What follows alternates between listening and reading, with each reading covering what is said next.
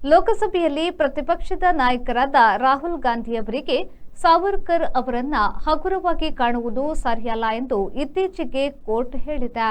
ಸ್ವಾತಂತ್ರ್ಯ ಹೋರಾಟದಲ್ಲಿ ಅಗ್ರಗಣ್ಯರು ಮಹಾತ್ಮ ಗಾಂಧೀಜಿಯವರು ಅವರ ಬಗೆಗೆ ಬಾಯಿಗೆ ಬಂದ ಸುಳ್ಳು ಪ್ರಚಾರ ಮಾಡಿದ, ಸಾಹಿತ್ಯ ರಚಿಸಿದ ಇತಿಹಾಸ ಆರ್ಎಸ್ಎಸ್ ಮತ್ತು ಅದರ ಪರವಾದದ್ದು. ಅದು ಈಗಲೂ ಚಾಲ್ತಿಯಲ್ಲಿ ಇದೆ.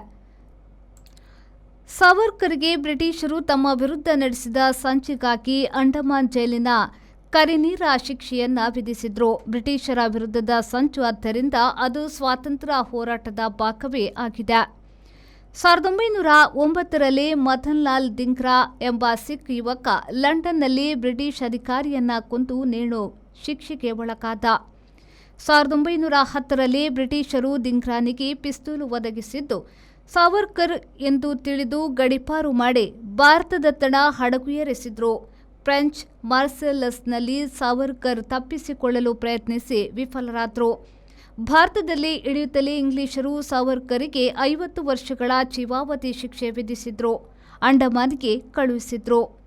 ಇನ್ನು ಮುಂದೆ ಸ್ವಾತಂತ್ರ್ಯ ಹೋರಾಟದಲ್ಲಿ ಭಾಗವಹಿಸುವುದಿಲ್ಲ ಎಂದು ಕ್ಷಮಾಪಣೆ ಪತ್ರ ಬರೆದುಕೊಟ್ಟು ಸಾವರ್ಕರ್ ಜೈಲಿನಿಂದ ಹೊರಬಂದರು.